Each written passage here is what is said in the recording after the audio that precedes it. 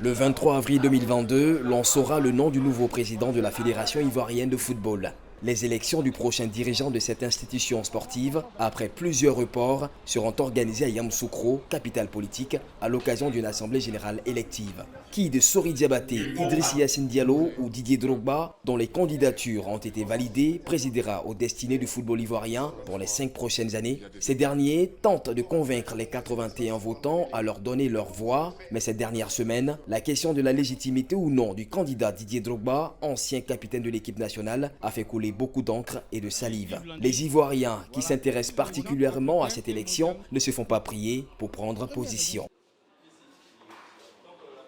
J'estime que Didier Drogba n'a vraiment rien fait pour le football ivoirien. Didier Drogba en Côte d'Ivoire n'a jamais assisté à un match de Première Ligue.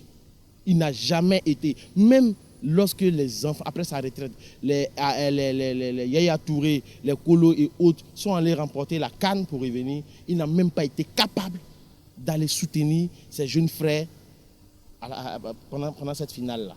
Mais dernièrement, il était avec eux parce qu'il a été invité par le CONO. Mais nous tous, on sait pertinemment que le fait d'avoir participé à la dernière CAN, c'est juste opportuniste.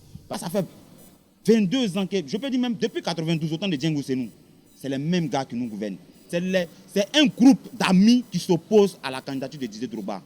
Parce qu'ils sont dans un système qui les arrange, ils ne sont pas prêts pour qu'on puisse venir les interrompre dans leur système. Depuis plus de 30 ans, on est fatigué de cette génération. On a besoin du sang nouveau. Vous comprenez un peu? On a besoin du sang nouveau pour apporter un plus à notre football. Et Didier Drogba, c'est l'homme idéal pour nos footballs. Toute la population veut Didier Drogba comme président des clubs, comme futur président de la Fédération ivoirienne de football. Le 24 décembre 2020, une décision de la FIFA relative à l'installation d'un comité de normalisation a été prise suite au blocage du processus de renouvellement des instances dirigeantes de la FIFA après le décès de l'ancien président Sidi Diallo. Les regards seront donc rivés vers Yamoussoukro ce 23 avril 2022 où viendra peut-être la délivrance du football ivoirien.